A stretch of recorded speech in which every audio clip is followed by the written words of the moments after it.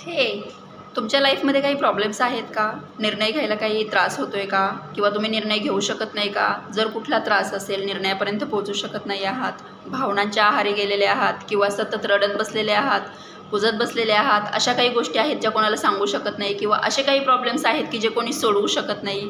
जर असे काही प्रॉब्लेम्स असतील तर मला कमेंटमध्ये सांगा, त्यावरती काय सोल्युशन द्यायचं. तर इमोशनल इंटेलिजन्सचा वापर करून तुमच्या लाईफमध्ये जे काही बिघाड झालेला आहे त्याच्यावरती कसे डिसिजन घ्यायचे, कसं निर्णयापर्यंत पोहोचायचं, भावनांच्या खाली दबून न जाता स्वतःवरती काम करायचं आणि स्वतःला कसं सिद्ध करायचं, त्यासाठी मी गाईड करत असते. जर असे काही प्रॉब्लेम्स असतील तर कमेंटमध्ये सांगा, मी तुम्हाला त्यावरती एक डिटेल व्हिडिओ बनवून तुमचा जो काही प्रॉब्लेम आहे तो मी डिस्कस करण्याचा प्रयत्न करेल आणि त्याच्या आपण मुळापर्यंत पोहोचण्याचा प्रयत्न करू शकतो.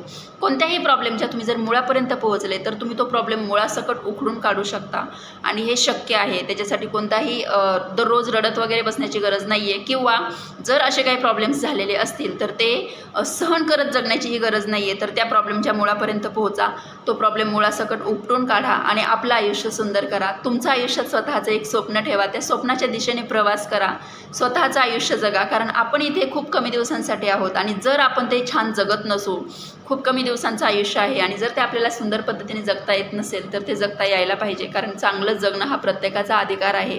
तुमच्या आजूबाजूच्या कोणत्या तरी चुकीच्या व्यक्तीमुळे जर तुमच्या लाईफमध्ये प्रॉब्लेम निर्माण झालेले असतील तर तो प्रॉब्लेम सॉल्व्ह व्हायला पाहिजे.